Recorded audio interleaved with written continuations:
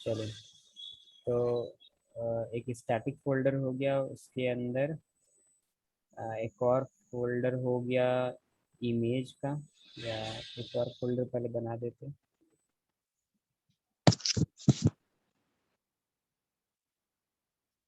ये हो गया इमेज का, और फाइल को हम लोग मेंशन करते ये ओवल से।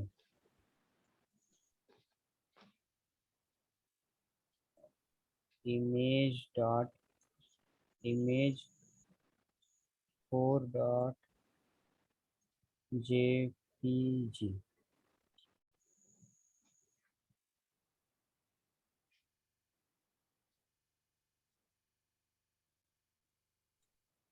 img।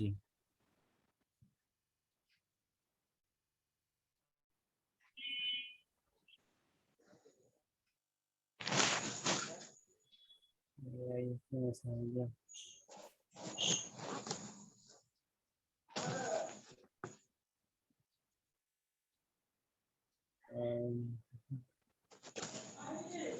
हाँ, तो अगर हम लोगों को अब ये img4.jpg को एक्सेस करना है, वो किसके अंदर में है? img4.jpg इमेज जो है वो एक फोल्डर में है जिसका नाम है इमेज। और ये इमेज फोल्डर जो है वो है, एक एक्स्ट्रा दे दिए लगता है। ठीक है, एक और इसका भी नेमिंग कर देते कुछ।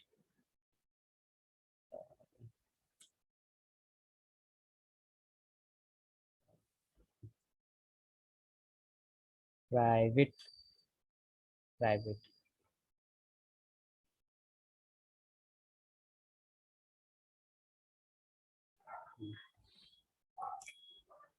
इमेज 4.jpg है वो।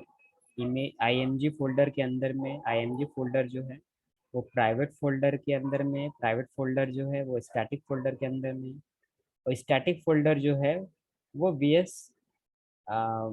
को VSC जो फोल्डर है हमारा प्रोजेक्ट फोल्डर, उसके अंदर में।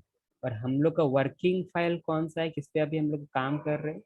तो मान लेते हैं ये जो login dot C S S है, login dot C S S is not a folder, it's a file.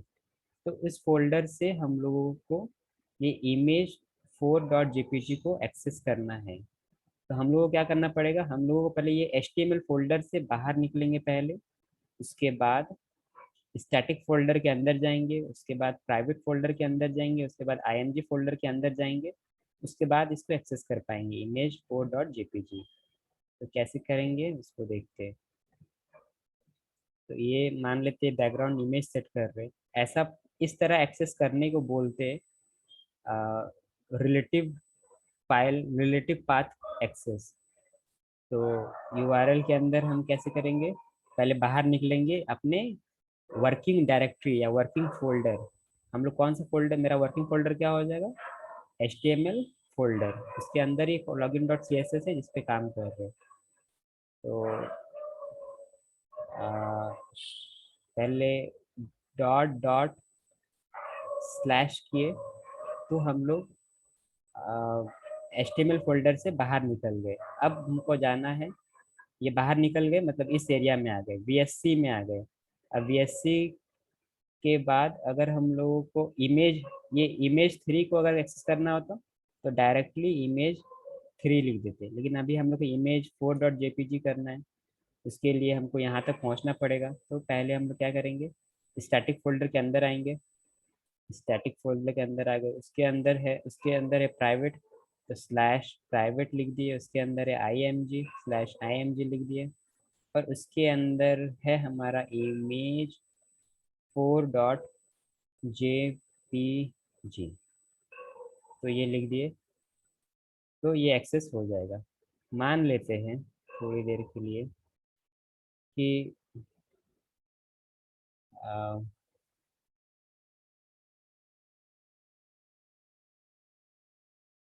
थोड़ी देर के लिए मान लेते हैं कि हमारा जो वर्किंग डायरेक्टरी है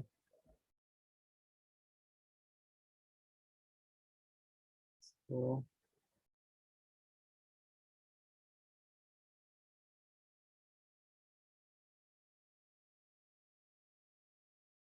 थोड़ा छोटा करना पड़ेगा।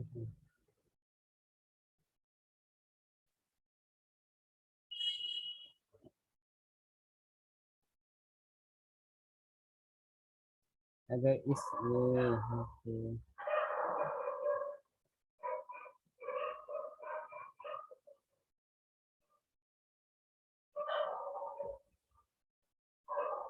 ओवरलैप करना है एक्चुअली।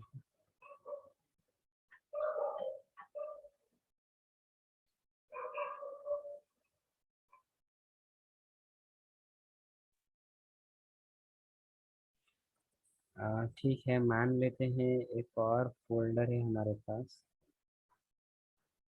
आ, या इसी को यहाँ पे पेस्ट कर दो, है ना? ये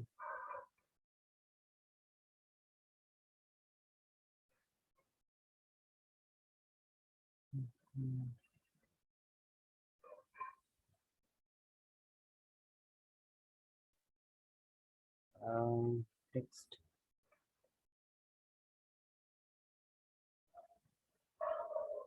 ठीक है। मान लेते हैं ये जो login dot C S S file है वो किसी एक और फाइल के अगर अंदर में होता है या फोल्डर के अंदर में होता, कुछ इस तरह से। ये फोल्डर का नाम मान लेते हैं, फोल्डर कोई है, सॉरी, ये जो फोल्डर है ए फोल्डर के अंदर में है, ठीक है। मतलब अभी तो इसके लिए ए फोल्डर के अंदर है अभी, तो हम लोग को क्या करना पड़ेगा, login form login dot C S S file जिस फोल्डर में है, मतलब फोल्डर ए में, उससे बाहर अगर निकलेंगे तो वो हो जाएगा H T M L folder. उसके बाहर निकलना होगा तब हम लोग वी एस सी में आएंगे, उसके बाद स्टैटिक, उसके बाद प्राइवेट, उसके बाद इमेज, उसके बाद इमेज 4.jpg को एक्सेस कर पाएंगे। मतलब इसको हम लोग इस तरह से एडिट करेंगे। अम, हाँ, पहले डॉट डॉट स्लैश किए तो फोल्डर ए से बाहर निकल गए, एचटीएमएल फोल्डर में आ गए। फिर डॉट डॉट स्लैश किए तो एचटीएमएल फोल्डर से बाहर आ गए, वीएस सी में आ गए। उसके बाद अब वीएस सी में आ गए तो उसके बाद हमको स्टैटिक फोल्डर के अंदर जाना, तो स्टैटिक लिखेंगे, फिर प्राइवेट, फिर img, फिर इमेज 4.jpg। ये ऐसे करने से ये इमेज 4.jpg को एक्सेस कर पाएंगे। अभी इमेज अभी इमेज 3 को कैसे कैसे एक्सेस कर पाएंगे, उसके लिए हम लोगों को ए फोल्डर से बाहर निकलना पड़ेगा, फिर एच फोल्डर से बाहर निकलेंगे, वीएससी में आ जाएंगे, तो वीएससी में ही इमेज 3 है, तो एक्सेस हो जाएगा। मतलब फोल्डर ए से बाहर निकलने के लिए स्लैश स्लैश ए, फिर slash slash dot dot slash किए तो एचटीएमएल फोल्डर से बाहर आ गए। अब सिंपली इमेज 3 कर देंगे, डॉट जेपीजी एक्सटेंशन मान लेते, तो ये एक्सेस हो जाएगा। ठीक है। अब देखो, अब अगर हमको ये सिर्फ इमेज को करना है, ये जो इमेज है उसको अगर हम एक्सेस करना है, डॉट जेपीजी, तो यहाँ पे मेरा रिलेटिव पाथ काम नहीं करेगा क्योंकि मेरा प्रोजेक्ट फोल्डर कुछ यहाँ पे है और इसके बाहर में है ये, तो इसको एक इमेज जो प्रोजेक्ट फोल्डर के एकदम बाहर में है, आउटसाइड में है पूरा, उसके लिए हम लोग को एब्सोल्यूट पाथ इस्तेमाल करना पड़ेगा, जो कि एब्सोल्यूट पाथ यहाँ पे ये सब है, सबके लिए वो वाला देख पा रहे हो। तो ये था डिफरेंस एब्सोल्यूट पाथ और रिलेटिव पाथ का डिफरेंस।